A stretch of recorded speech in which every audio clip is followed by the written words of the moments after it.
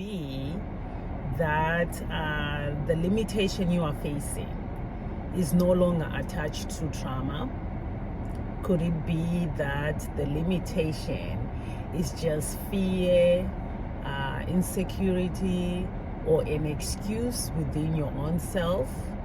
Or could it be that this limitation is that part within yourself that needs therapy after all? What if you can't afford therapy? What will you do? This was some of the questions I had, a dialogue that was going within myself this past week. Hi guys, how are you all doing today? I pray all is well with you and your families. Welcome back to my channel.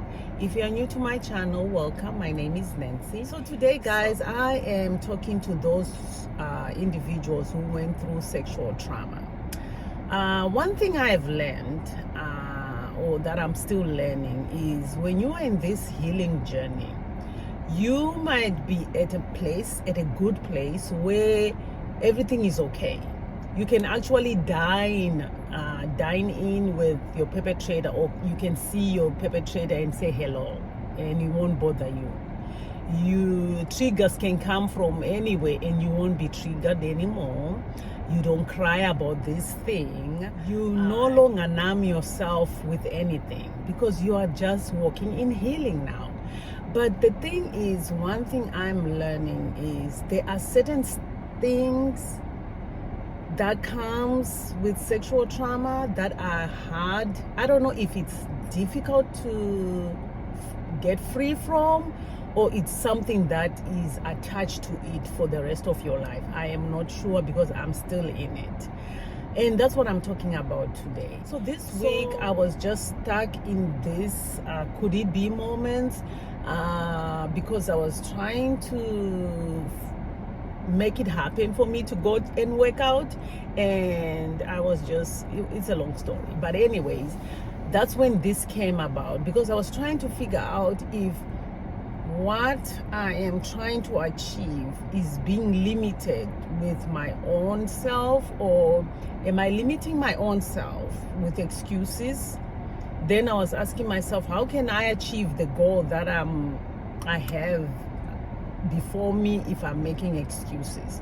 So I just related that to some of the stuff that I'm still battling with, that I blame trauma for. But then there was this voice in me which just asked me, could it be that maybe I'm still blaming trauma, yet I'm already healed in that area? It might be just an excuse, or it can be just that part that needs therapy for real. And some of the examples I can give in this matter is, maybe you are married. It can be simply as intimate time with your spouse, and it's either lights on or lights off, and you keep on saying lights off because there is a limitation there that is inside you that's causing you not for those lights to be on. Or it can be something like working out. You want to lose the belly fat, but you don't want to do the work. You want a miracle oil, a miracle machine to do it for you, and it just doesn't work like that. Or it can be something like self-sabotaging. You are given this opportunity to do something, and you back off because of fear. You self-sabotage yourself because you're telling yourself you're not good enough, you can't do this or whatever. So these limitations are really within yourself, because you prep yourself, you train yourself. I can do this, I can do this. You prep yourself to be able to perform the way you're supposed to perform, whatever it is that you are prepping yourself, only to get to the finish line and you're asked to do what you were prepping yourself and you are unable to do it. You just give up, you turn around and you go back. So that's where I'm asking, like, could it be that maybe you are no longer it's no longer trauma no more.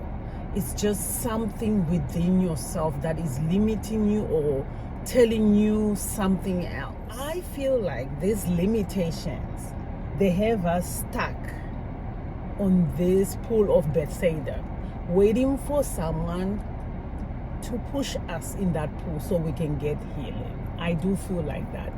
It's not that only man was stuck. Some of us are still stuck right there at that pool, just looking, waiting for the opportunity to cross that line to get in that pool, and it's not happening. You've tried, you prepped yourself, you tried everything, but just getting in that pool, you cannot. Or maybe we are shouting like that guy that was shouting, "Son of David, have mercy on me." And yet God is hearing and answering us. Maybe that noise within ourselves or the noise around us is blocking us to hear what God is saying to us. We are failing to heed the instructions from God, maybe. Because why would that thing that you prep yourself, you reach to that point and you cannot do it? That cannot be God. It must be something within you or around you that is making you not to hear from God. Or maybe we are lost in the crowd trying to touch the hem of the garment of Jesus. It's too many people around. It's too many distractions around that I am just lost in that crowd of people. Who knows? We are just lost trying to locate Jesus, and he's right there, but just touching that hem of that garment so we can be fully healed. Maybe it's difficult because of the people, the company we are keeping.